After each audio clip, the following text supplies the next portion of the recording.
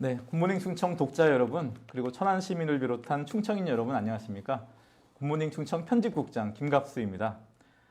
저희 굿모닝 충청이 2024년 특별 기획으로 총선 출마자들을 위한 오픈 스튜디오를 진행하고 있습니다.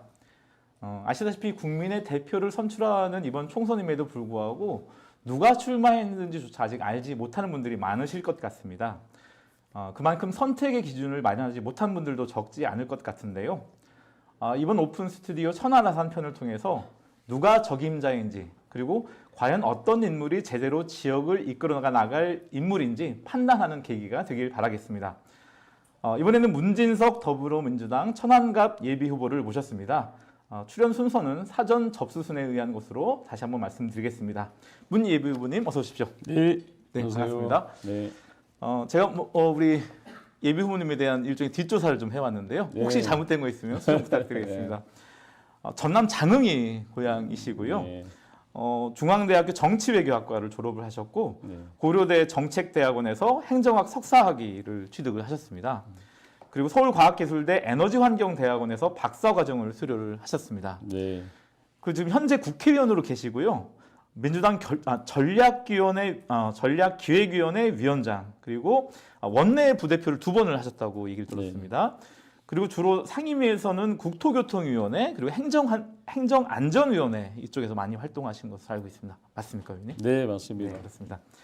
이제 본격적인 질문을 좀 들어가겠는데요. 뭐 4년이 금방 지나셨죠? 네, 눈 깜짝할 사이에 산이 지난 것 같습니다. 예, 아무래도 뭐 재선 도전이다 보니까 거기가 있다는 뭐 각오라든가 이런 부분도 좀 남다를 것 같은데 어떻습니까? 네, 그렇습니다.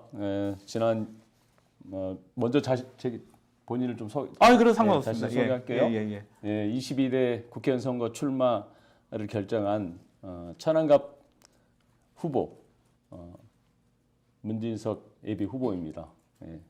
지난 4년간 사실은 저는 이제 국회의원 자리가 누리는 자리가 아니고 시민에게 봉사하고 일하는 자리다, 이런 생각을 한순간도 놓치지 않고 쉼없이 달려왔습니다. 그래서 우리 그동안 이제 우리 천안 발전, 특히 원도심을 어떻게 하면 좀 더 변화시켜 볼까, 이런 생각들로 고민을 많이 했는데, 그중에 가장 크게 다가왔던 게 임시 역사로 방치된 천안 역사가 가장 큰 원도심을 변화시키는데 큰 장애물이 됐다, 이렇게 판단하고 천안역 임시 역사를 명품 천안 역사로 바꾸기 위해서 부단히 노력했다. 그 결과 지금 현재 국비 105억을 확보해서 금년 4월에 착공할 것이다. 천안 역사뿐만이 아니고 어둡고 침침한 도시, 소위 말하면 그런 도시를 활력 있고 좀 밝은 도시로 만드는 도시 재생 사업도 복명동, 남산, 오령동 이런 쪽에 도시 재생 사업도 유치를 했고요. 그 다음에 외곽순환도로, 인구 50만이면 사실 외곽순환도로가 있어야 되는데 우리 천안은 그동안 외곽순환도로를 할 것이 없었어요. 그래서 외곽순환도로 유치에 성공했고, 그 다음에 또 동부 지역의 수건 사업인 동부 스포츠센터 유치, 그 다음에 병천, 전천안천, 하천 정비 사업 등 정말 큰 일들을 많이 사업들을 유치를 했습니다. 그럼에도 불구하고 우리 지역이 낙후된 지역이기 때문에 할 일이 아직도 많이 남아있고 또 하고 싶은 일도 많이 남아있다, 이렇게 말씀을 드리겠습니다. 그래서 윤석열 정부가 들어선 지 2년이 됐지만 정말 윤석열 정부의 무능하고 폭주하는 윤석열 정부에 맞서서 시민의 삶도 지켜내야겠다. 또 잘못된 정책에 대해서는 신랄한 비판을 가하는 시민의 대변인도 돼야 되겠다. 그다음에 윤석열 정부의 국정기조 제대로 바꿔낼 수 있는 강력한 힘 있는 정치인이 돼야 되겠다, 이런 각오도 갖고 있습니다. 그래서 마치 앞에서 말씀드렸지만 이러한 4년 동안 이루어낸 지역 발전의 성과들을 토대로 해서 10년, 천안의 10년 미래, 또 100년 미래를 대비해서 새로운 미래를 설계하는데 정말 앞으로 4년 더 열심히 일하겠다, 이런 말씀 좀 드리겠습니다. 네.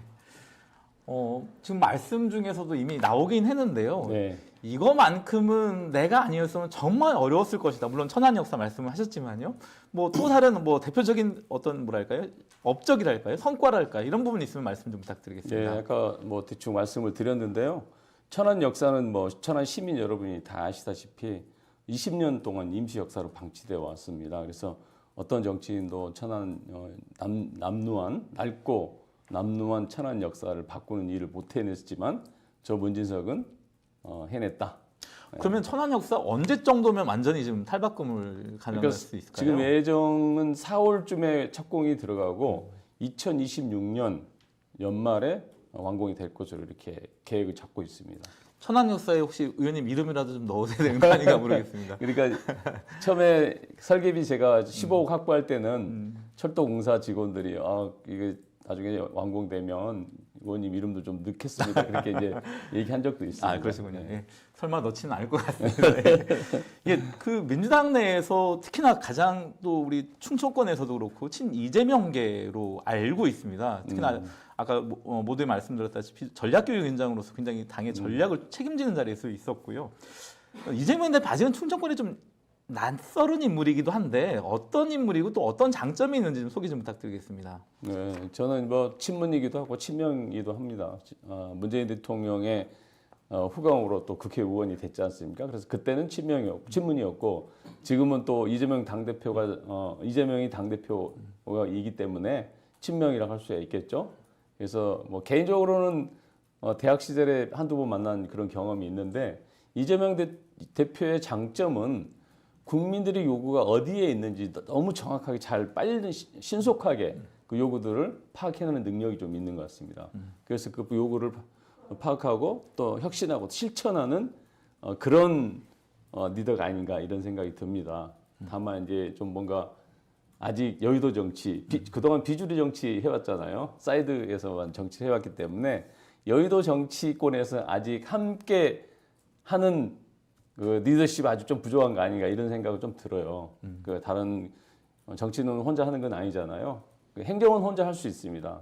근데 정치는 함께 여러 사람과 함께 손잡고 하는 것인데 그 부분이 아직 좀 부족한가 경험이 아직 부족하기 때문에 지금 이제 1년 남짓 됐잖아요. 그래서 이제 그런 경험 때문에 그런지 그런 부분은 좀 아쉬운 부분이 있다. 저는 그렇게 보고 있습니다. 혹시 뭐 이렇게 뭐 이재명 대표에게 즉시적으로 어떤 조언을 하거나 이런 적도 있으신가요? 어떻습니까?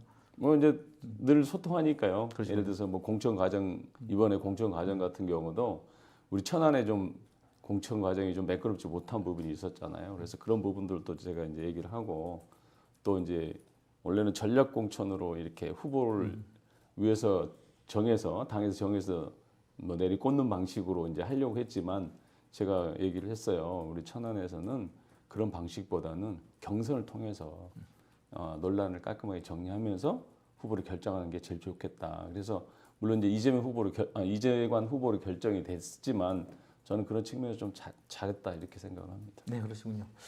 그 모두 발언에도 말씀을 하셨습니다. 지금 민주당을 비롯한 야권은 윤석열 정권을 심판을 해야 된다 이렇게 강력하게 주장을 하고 계신데요. 과연 윤석열 정권이 보실 때 어떤 부분이 가장 큰 문제라고 보시는지 궁금합니다. 어떤 부분이 가장 큰 문제라고 한마디로 말하기가 좀 어렵잖아요. 너무 총체적 부실이고 총체적 무능이고 총체적 무대책이고 뭐 이런 윤석열 정부다. 저는 그렇게 봅니다. 특히 이걸 크게 보면 민생이 외면하지 않습니까? 오로지 자신들의 권력을 강화시키는 데만 관심이 있고 국민들의 삶이 어찌 됐든 말든 관심이 없어 보입니다. 실제로 또 그렇고요. 그러다 보니까 지금 민생이 완전히 정말 도탄에 빠진 일보 직전에 와 있다. 그리고 민주주의 또한 마찬가지다. 민주주의 본인이 뭐 우리 대한민국 자유민주주의라고 주장하는데 자유민주주의라기보다는 민주주의 국가잖아요. 우리 대한민국은. 근데 자유를 얘기하는데 자유도 자신의 자유만 얘기하는 거 아닌가 할 정도로 정말 처참하게 민주주의도 후퇴하고 있다. 그다음에 남북 평화 문제가 이제 중요할 텐데 우리 한반도에서 가장 중요한 문제는 큰 틀에서 보면 남북 평화 문제가 가장 중요하지 않습니까? 그런데 남북 평화 과연 정말 이대로 정말 평화로운 소위 말하는 남북 관계가 유지될 수 있는가? 북한은 북한대로 핵무기 강화하고 핵무기도 사용할 수 있다 이렇게까지 얘기를 하고 있는 상황이고 우리는 우리대로 큰 소리 뻥뻥 치고 있는 상황이잖아요. 그래서 언제 전쟁이 터질지도 모르는 사실은 굉장히 위험한 상황까지 와 있는 거 아닌가. 그래서 이 세 가지 큰 틀에서 세 가지만 보더라도 윤석열 정부는 정말 반드시 이 책임을 물어야 된다. 이번 총선에서 이 무능한 윤석열 정부 또 민주주의 퇴행시킨 책임, 그다음에 민생을 외면한 책임, 남북 평화 후퇴시킨 책임, 이런 책임을 반드시 물어줘야지만이 윤석열 정부의 국정 기조가 변화될 수 있다. 저는 그렇게 보고 있습니다. 그래도 우리 당 또한 크게 다르지 않다 이렇게 생각합니다. 네. 저는 개인적으로 3.1절 행사에서 의원님 그 홍범도 장군 이야기 하시는 걸 인상 깊게 봤습니다. 예. 여기서 잠깐 굿모닝 충청 오픈 스튜디오의 하이라이트라고 할 수 있는 솔직 토크 시간을 잠깐 갖도록 하겠습니다. 예, 왜냐면 여기 질문지가 있는데요. 네. 하나를 뽑으셔서 저한테 주시면 제가 읽어드리고 그것에 대해서 답변을 하시면 되는데 총 3가지 것을 세 개를 뽑아주시면 뽑아요? 예. 이거 굉장히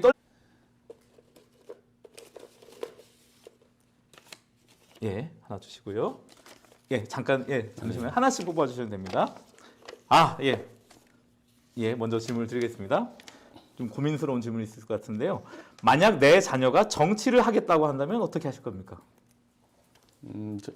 정치를 하겠다고 하는 제가 이제 3명의 아이가 있는데 그러시군요. 정치를 하겠다고 하는 아이는 아마 지금 현재까지는 없는 것 같아요. 근데 둘째 아이가 정치에 대해서 좀 관심을 갖고 있는 것 같긴 한데 정치를 하겠다고 한다면 지금부터 정말 준비해라. 제가 이제 늘 아이들한테 얘기하는 게 뭐냐면 정치하려면 사람에 대한 기본적으로 공감 능력이 뛰어나야 되고 사람을 다 동일한 사람으로 봐야 된다. 그래서 분별해서 보는 순간에 정치하면 안 된다. 그런 얘기를 하고 있습니다. 그래서 정치를 한다면 굳이 뭐 반대하지는 않는데 기본적으로 정치를 할 수 있는 소양은 갖춰야 된다. 이런 생각을 합니다.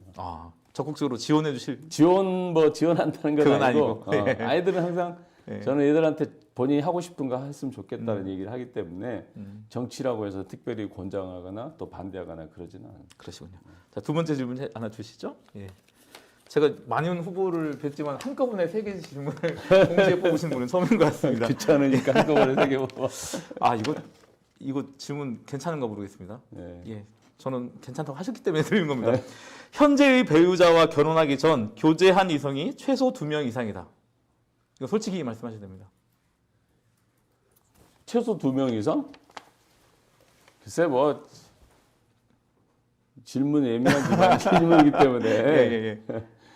그는 그냥 패스할게요. 패스하겠습니다. 뭐 가정의 평화를 위해서 제가 더 이상 여쭙지는 않겠습니다. 이런 거 예.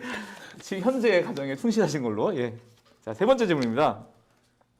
어쨌든 이제 초선을 역임하셨으니까 이 질문에 대한 답변도 가능할 것 같은데요. 국회의원이 가진 가장 특권 중에 이건 내가 봐도 정말 심하다. 어떤 게 있을까요? 맞습니다. 국민들이 국회의원들이 항상 특권을 180가지를 가지고 있다고 이렇게 180 주장을 가지나 하시는데 예. 그 중에서는 이제 많은 부분이 사실이 아닌 것이 많고요. 제일 제가 이건 좀 문제가 있다고 생각하는 게 뭐냐면 제가 초선돼서 공약을 했어요. 일하는 국회의원법이라고. 그래서 1호 법안으로 제출하겠다 그 공약을 하고 1호 법안으로 실제로 제출을 했습니다. 근데 국회에 들어가 보니까 그 법안 냈다고 다른 국회의원들이 흰눈 뜨고 저를 쳐다보더라고요. 그게 무슨 얘기냐면 회의에 참석하지 않으면 회의 수당 받지 마라. 일하지 않으면 월급 받지 말자. 이런 취지의 법안이거든요. 그래서 뭐 한 번 빠지면 몇 프로 삭감하고 2번 빠지면 몇 프로 삭감. 그래서 뭐 50% 삭감까지 그런 법안이 있습니다. 그래서 그 법안을 냈는데 별로 동료원들이 싹 달가워지는 않는 것 같아요. 근데 국민적 시선으로 보게 되면 그럼 반드시 관철시켜야 된다. 저는 그렇게 생각합니다. 일하는 국회 만드시겠다는 일하는 국회의원법. 그러니까 아니 일하지 않는데 우리나라에서 월급 받는 시민들은 없잖아요. 그러니까 국회의원 또한 마찬가지로 이렇게 적용을 하는 게 맞겠다. 저는 그렇게 생각합니다. 네. 여러분 지금 문진석 더불어민주당 천안갑 국회의원 예비후보님과 만나고 계십니다. 이게 계속해서 본격적인 질문을 이어가도록 하겠습니다. 지금 그러니까 천안 전체가 이제 충남의 수부도시이긴 한데 아까 말씀하셨다시피 천안갑은 상대적으로 좀 발전이 덜 된 거 아니냐 이런 문제지가 있고요. 네, 맞습니다. 그만큼 고민이 있을 것 같고 그에 따른 해법도 갖고 계실 것 같은데 말씀 부탁드리겠습니다. 예, 우리 천안에서 우리 갑 지역 제가 담당하고 있는 갑 지역은 상대적으로 좀 낙후되어 있는 지역입니다. 그래서 이 낙후를 좀 바꿔야 된다라는 생각으로 늘 고민이 많이 하고 있는데 지난 출마 기자회견 때 제가 말씀드린 대로 철도혁명, 도로혁명을 통해서 100년, 10년, 100년 천안의 미래를 준비해야겠다 이런 생각을 하는데요. 가장 중요한 건 뭐냐면 철도혁명, 특히 천안역에서 청수역, 독립기념관, 그다음에 병천, 오창 국가산업단지, 청주공항까지 연결하는 철도를 반드시 유치해야 되겠다. 그 철도가 그냥 단순히 철도가 아니고 산업 경제적 시너지 효과를 낼 수 있는 철도거든요. 그래서 이제 우리 동부 지역이 지금은 낙후돼 있지만 앞으로는 충청, 소위 말하면 충청북도의 첨단 산업단지와 충청남도 아산과 천안의 북부 첨단 산업단지를 연결하는 충청남도의 변두리가 아니라 충청의 중심으로 바꿀 수 있는 그런 철도가 되지 않겠냐. 그래서 저는 지금 철도를 반드시 유치하려고 하고 있고요. 그다음에 도심철도 지하화 공약을 했는데요. 도심철도도 지금 과거에는 철도 옆에 살면 부의 상징이었잖아요. 근데 지금은 우리가 이제 3만 불, 4만 불 시대로 가는 그런 선진국이 되면서 철도 옆에 사는 사람은 이제 철도가 사실은 부의 상징이 아니고 이제는 애가슴이 돼 있는 거죠. 뭐냐면 소리 시끄럽지, 소음, 먼지, 미세먼지 이런 것들 때문에 철도를 이제는 도심에 있는 철도는 지하로 넣어야 된다. 저는 그렇게 생각을 합니다. 그래서 도심철도 지하화 공약도 제가 했었고요. 그다음에 GTX-C 지금 윤석열 정부에서는 GTX-C 하고 싶으면 해라 뭐 이런 취지로 얘기를 하는데 단 비용은 지방 정부가 다 부담해라 이런 식으로 얘기를 하고 있어요. 근데 그건 하지 말라는 소리가 똑같아요. 지방 정부에 누가 1,500억씩 우리 지금 천안만 해도 한 1,500억 정도 들어간다는 거 아니에요? 근데 그 1,500억씩 들으면서 GTX-C를 연장할 수 있겠느냐? 저는 절대 있을 수 없다. 반대하고 국비를 반드시 반영을 시켜야 된다. 관철시켜야 된다. 이렇게 생각하고 있습니다. 그래서 국비, GTX-C 노선 천안역까지 연장하는데 국비를 반드시 반영시키는 것을 관철시키겠다. 이런 말씀도 좀 드리고 그것이 이제 세 가지 측면에서 이제 우리 철도 혁명이라고 제가 이렇게 네이밍을 했는데요. 그다음에 도로 혁명은 사실 정체 구간이 좀 있어요. 천안에. 아까 말씀드렸듯이 외곽 순환도로가 없습니다. 인구 50만이면 천안 아산만 해도 외곽 순환도로 역할을 하는 도로망이 잘 구축이 돼 있거든요. 근데 저희 천안은 이제 그런 외곽 순환도로 역할하는 순환도로 역할할 수 있는 그런 도로망이 아직 구축이 안 돼 있습니다. 그래서 2년 전에 목천에서 입장까지 가는 이제 순환도로를 1차로 일단 유치를 했고 그다음에 목천에서 신반까지 가는 순환도로를 이제 유치하면 완전한 외곽 순환도로를 완성할 수 있다. 이런 측면에서 제가 이제 도로혁명 그 부분하고 외곽 순환도로 완성. 그다음에 두 번째 이제 상습 정체 구간 삼룡에서 목천까지 정체가 심해요. 도로가 좁습니다. 4차선 도로인데 6차선으로 확장하는 것. 그건 이미 기재부에서 이거 예타 면제 사업으로 지정이 돼서 예산만 투입하면 되는 것이고, 그다음에 이제 21호 국도 4차선 확장을 하는데 확부정하는데 요 21호 국도가 국도로서 역할을 제대로 하려면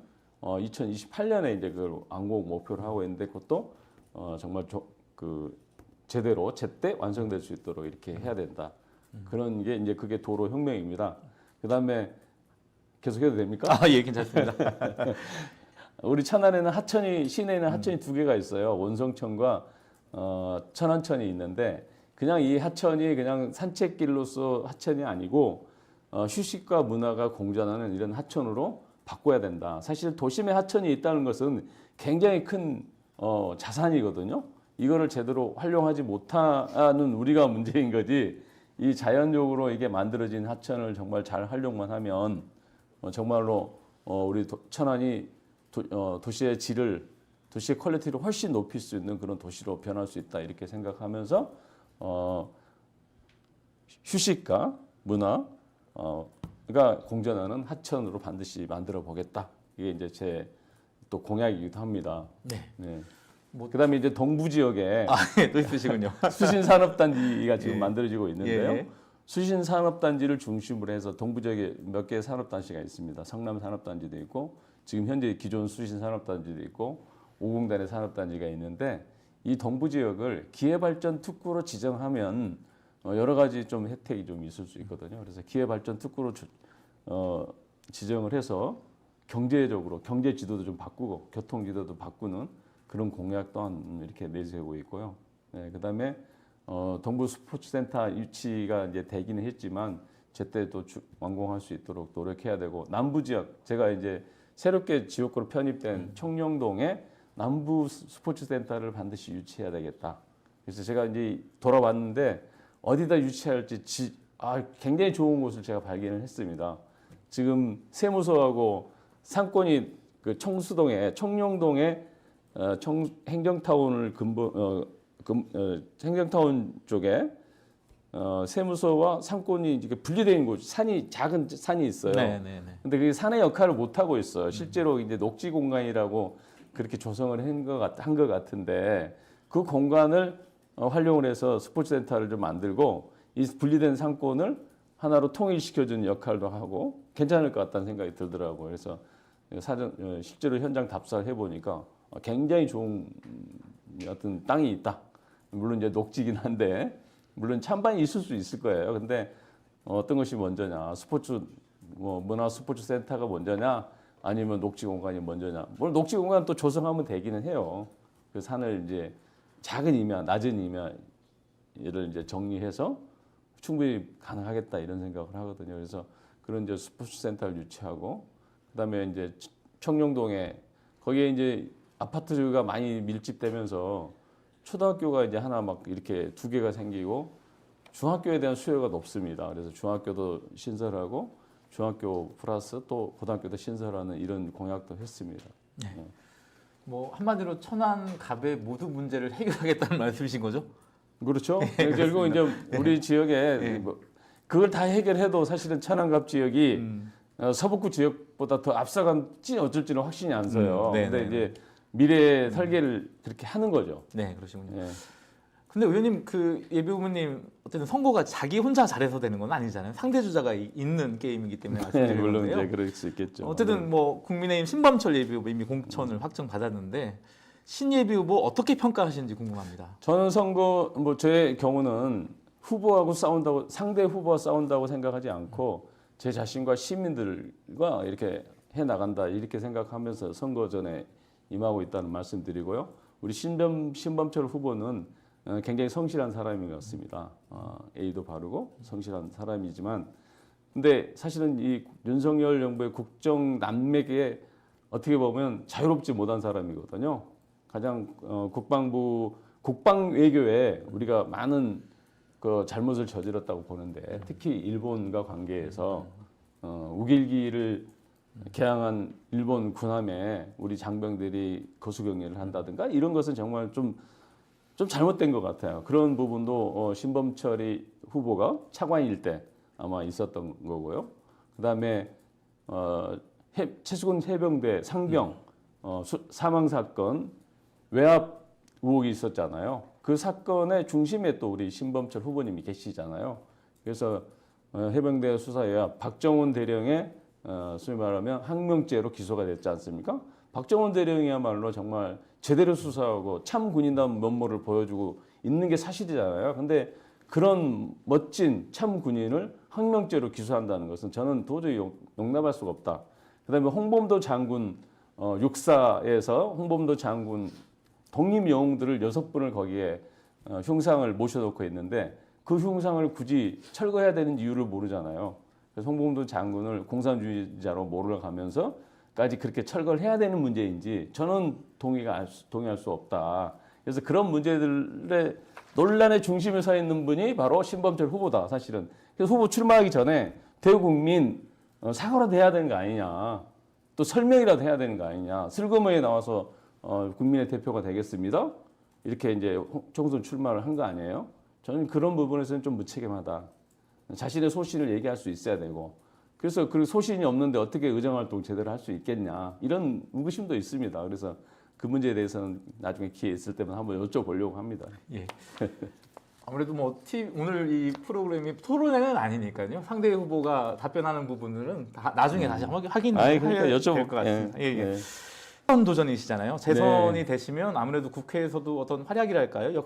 국회의원의 역할이 크게 이제 국정을 챙기는 일과 지역의 발전을 책임지는 일이거든요. 그래서 두 가지 측면에서 상임위를 잘 신중하게 고민을 해야 될 거다 이렇게 보고 저는 이제 의정 활동하는데 가장 초점을 맞춘 게 뭐냐면 어려운 사람들의 삶을 좀 개선시키는 것, 그다음에 중소소상공인들의 어려움을 좀 법적으로 제 의정 활동에 초점을 맞춰서 할 거라고 좀 그동안도 그렇게 앞으로도 그렇게 할 거라고 생각하고 있고요.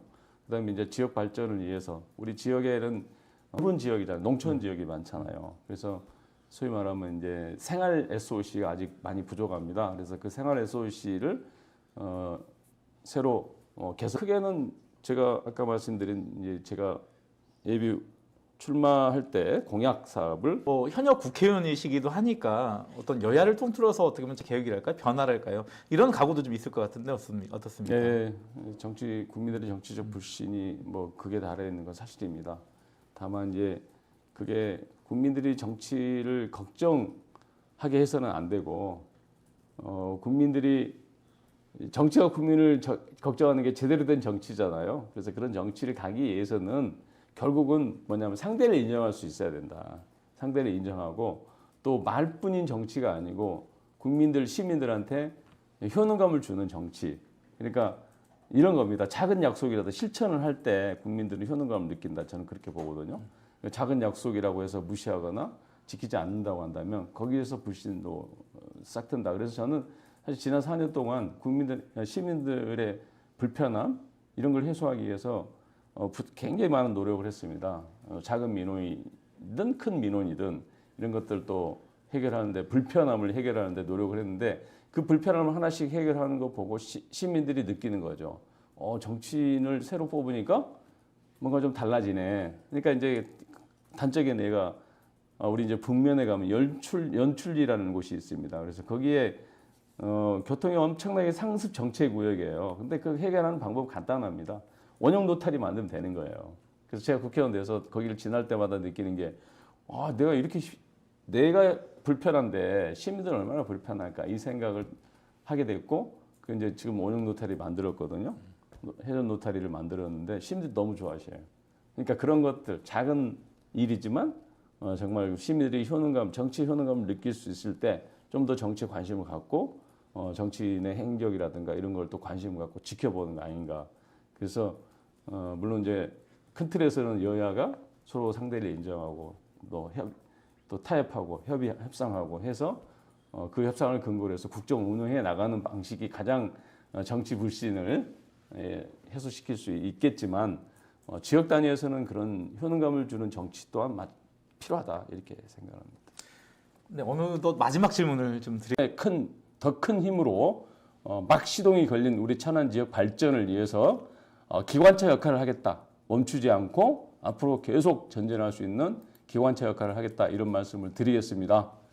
시민 여러분들의 힘이 필요합니다. 감사합니다. 네, 굿모닝 충청 독자 여러분 그리고 천안 시민을 비롯한 충청인 여러분 지금까지 현직 국회의원으로서 재선 도전에 나서시는 문진석 더불어민주당 천안갑 예비후보를 모시고 오픈 스튜디오를 진행해봤습니다. 지역에 대한 구체적인 비전을 제시해 주셨고요. 그런 만큼 천안 유권자 여러분께서도 나름의 판단 기준을 마련하셨으리라 생각합니다. 굿모닝 충청 오픈 스튜디오 천안 한편은 잠시 뒤 3시 이정문 더불어민주당 천안병 예비후보 시간에 다시 찾아뵙겠습니다. 감사합니다.